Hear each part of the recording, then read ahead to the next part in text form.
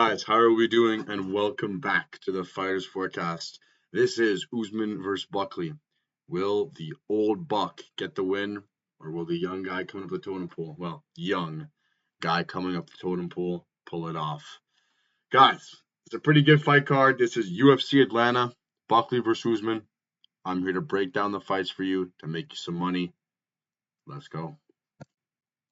First fight of the night, we have Jamie Lynn-Horth against Vanessa Demopoulos, guys. I don't do women's fights. Jamie Lynn-Horth is the better fighter. She has the size. She has the striking. Should be good here, but minus 650. Let's relax. But Jamie Lynn-Horth is the pick. I'm not betting. Do not bet on women's fights. They're so volatile. Get out of here. Next fight, we have Philip Rowe against Ange Losa, guys. Bit of a clash of styles here. Phil Rowe is kind of a conservative striker now. He's not like a volume guy, what he used to be when he just used to put out his jab, put out volume. He doesn't really do that anymore. Phil Rowe is not a wrestler. Angelosa is both. He is a volume striker. He has some good entries, some good takedowns, and I think can really wear down Phil Rowe in this matchup. I think Angelosa is at a good number as well, minus 130. I think that's fair.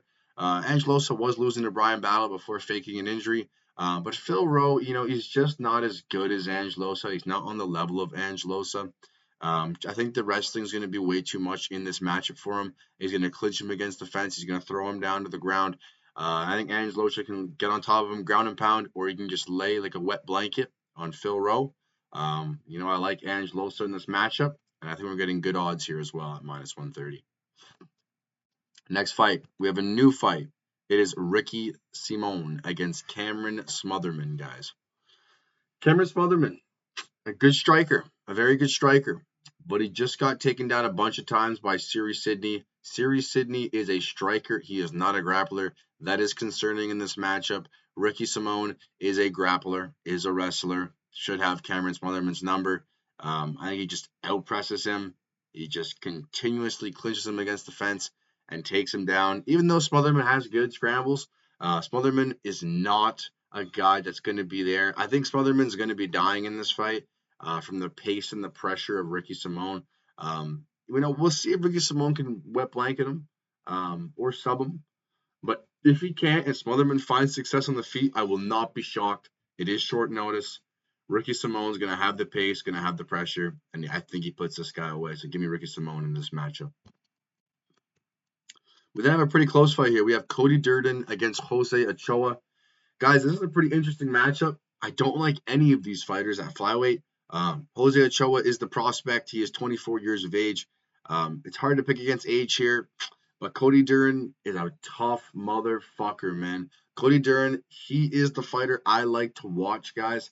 I'm not with the flashy strikers that are one-dimensional. I like the fighters who can push the pace, grapple, wrestle, clinch, knee, elbow. I love watching those fighters. Cody Durden is one of those fighters. I just don't like him in this matchup. I think Jose Ochoa is the better fighter here. I think he has better cardio. He is definitely the better striker in this matchup. It's just, can Cody Durden get the takedowns? I don't know if he does. And if he does, can his cardio help him? His cardio has been working against him recently. He had that eye injury in the first fight.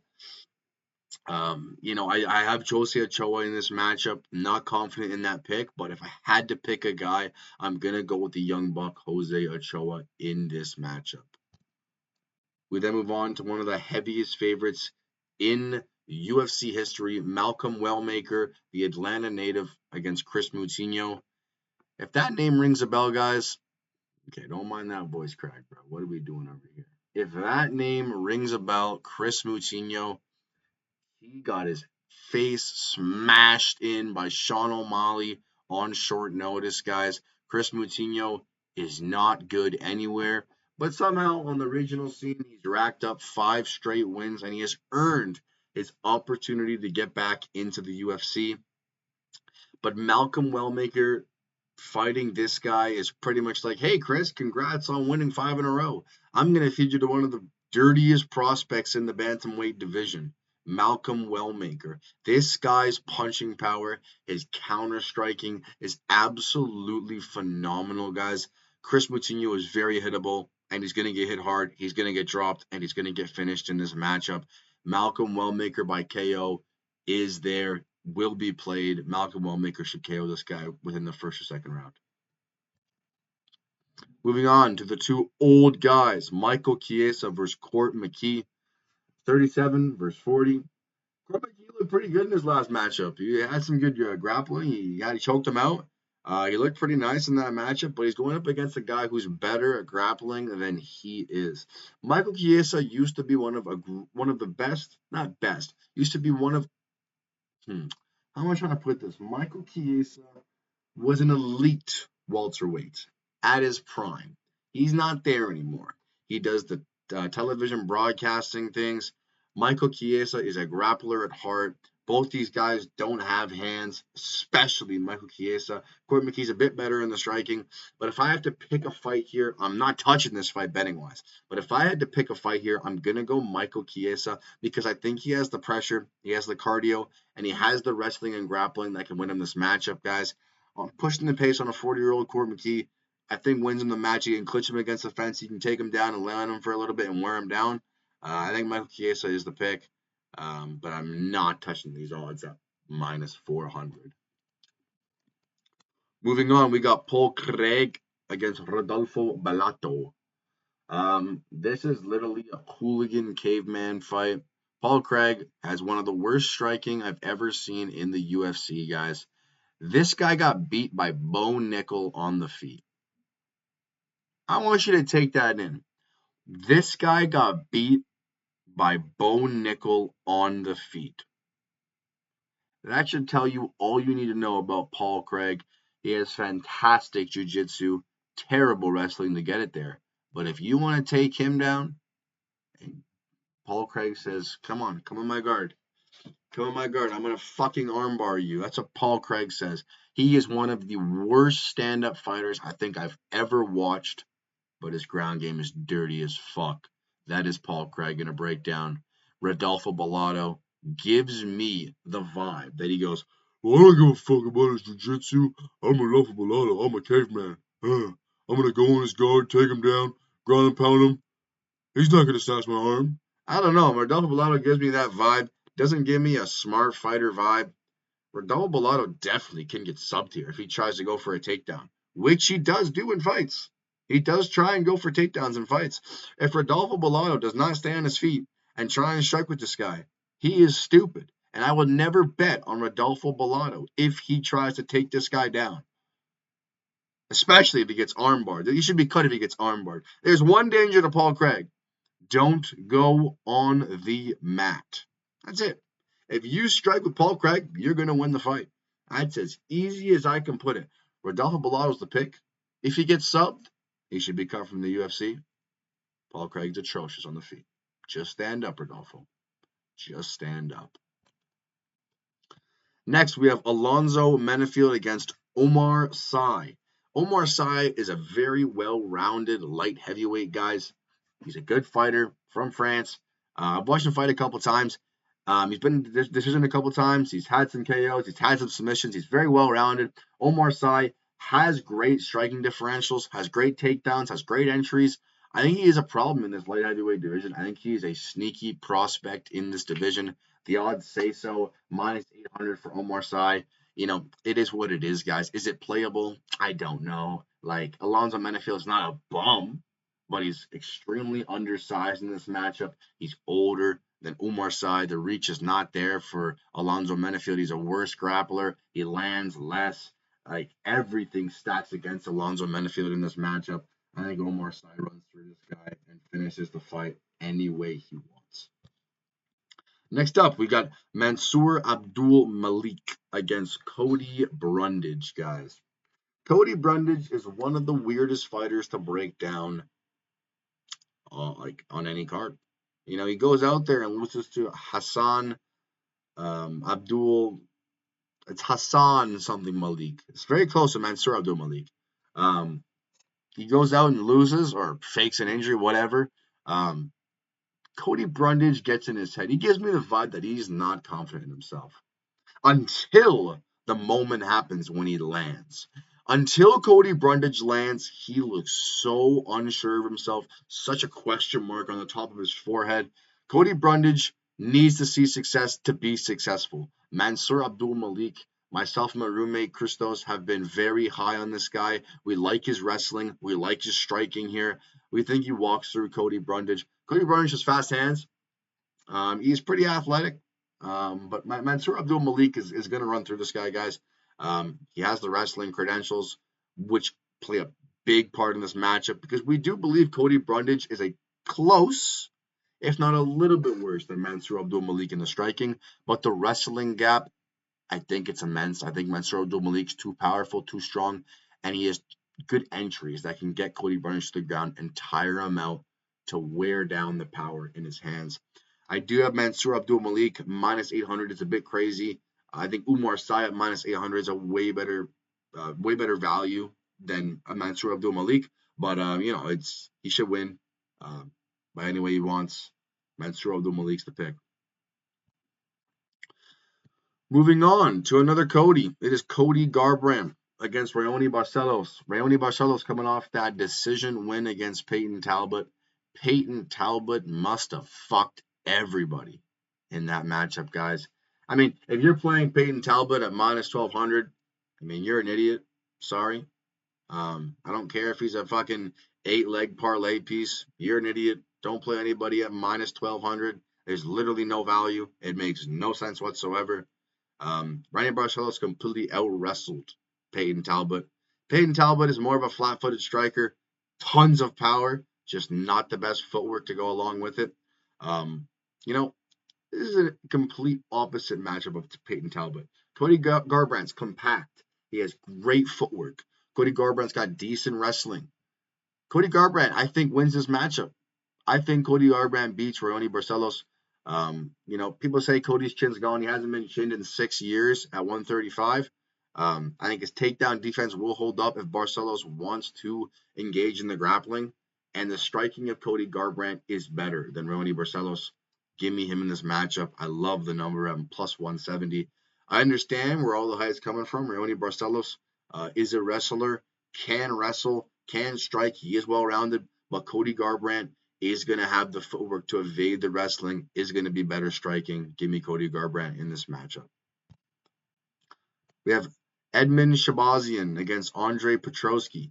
Guys, I swear, in this low-level 185 middleweight division, there's the same 6 guys that they just fight each other and they go into a little gauntlet. We got Jamie Pickett. We got Edmund Shabazian. We got Andre Petroski. We got Dylan Budka. Josh Frem. We have all of these bums that fight each other at 185. I swear they just fight each other, and whoever wins, loses. Who gives a shit? Because all of these guys are not very good. But we've seen this before. Edmund Shabazian fought GM3 Gerald Mearshart. He got taken down and subbed like it was nothing. I realize Andre Petroski is not GM3. He does not have submissions like that, but he has wrestling like that. Andre Petroski is a boring fighter to watch, but he fights for your money. Now, Andre Petroski's chin is very, very, very questionable. He knocked himself out on Malkoun when he's shooting a takedown. Edmund Shabazian's hands are very clean. He just has terrible wrestling.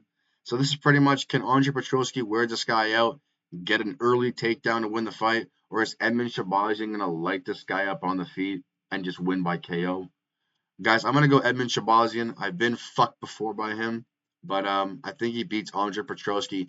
I don't think he's the level of GM3. I think Edmund Shabazian can catch this guy coming in. Or if Petroski wants to think he can stand, he'll get lit up. Give me Edmund Shabazian in this matchup. Moving on to Rose Namajunas against Miranda Maverick. Guys, who gives a fuck? Nobody cares about this matchup. It's not important in the rankings. Both these fighters are unserious. Both these fighters are never going to become champion again. So who gives a fuck? Rose Namajunas sucks against wrestlers. Miranda Maverick's a wrestler. That's pretty easy as you can put it. I guess I'll pick Miranda Maverick, but I'm not fucking betting or putting that out on my YouTube or whatever, or Instagram or Snapchat or nothing. Who gives a fuck about this fight? Don't waste your money on it. Thank you very much. Last fight of the night. We have Kamaru, the Nigerian Nightmare Usman, against Joaquim Numensa Buckley. Guys, This is a very fun matchup, and I've been swayed by the public. When I first saw this matchup, I loved Kamaru Usman in it, but then I did a bit of a bit of a bigger deep dive into Kamaru Usman. He has not made 170 in over 2.5 years. And when you look at Kamaru Usman's fights, are they really against great competition? Leon Edwards is trash. I've been trashing Leon Edwards for so long in this 170 division. I don't think he's any good. I think he's the most overrated champion of all time. Then you look at Colby Covington. When did that guy like stop being good? Was it before those fights? Was it after those fights? When you look at Kamaru Usman's last 4 fights, excluding Khamzat Chimaev, he looked decent in that matchup. That was at 185. You look at his 4 last fights in the welterweight division. 2 Leons, 2 Covingtons. He looked good against Colby Covington, but how good was Colby Covington? Was that prime Colby Covington, or was Colby Covington prime before that? Then you look at the Leon Edwards fight. Completely killed him in that first matchup and got head kicked. After that fight, Kamaru Usman was not the same. That next fight against Leon Rocky Edwards was one of the worst performances I've watched from Kamaru Usman. He got outclassed by Leon Edwards. Leon Edwards is not a great fighter. He is not a great fighter. Anybody that has a wrestling background against Leon Edwards will win. Kamaru Usman was winning that first fight. Bilal Muhammad was winning that first fight. We just saw Sean Brady completely kill Leon Edwards. All wrestling backgrounds, guys. For Leon Edwards to be successful, he needs to stand and bang. That's it. Kamaru Usman, I don't think he has it anymore. He's not shooting as much takedowns as he once did. Maybe his knees are a problem, guys. I don't know how he's dealing with that. And I'm just so unsure of Kamaru Usman in this matchup. Moving on to Joaquin Buckley, I wasn't too big on Joaquin Buckley. I thought he was losing to Stephen Wonderboy Thompson. Thought he was getting picked apart, but he showed the dog that he has. Joaquin Buckley. He showed that if he is down, he can still come forward with big power, bring the fight to you. He looked good in that 3rd round, but he was getting beat by Wonderboy. And then he beat Colby Covington. I don't know if you can say Colby Covington's a credible win. I don't think it is. I think Joaquin Buckley is overrated. I think he gets beat by any of the top 6 welterweights. Is Kamaru Usman done? Does he retire after this fight? I don't know. Everyone that is around me is extremely confident in Joaquin Buckley. I'm not extremely confident in Joaquin Buckley, but I think the public has swayed me to Joaquin Buckley. I'm going to pick him to win. I am not confident in this. Kamaru Usman has been the staple of this division for a decade. We're going to see what happens, guys. That is the breakdown. Let me know what you think in the comments, and I'll see you guys later. Peace.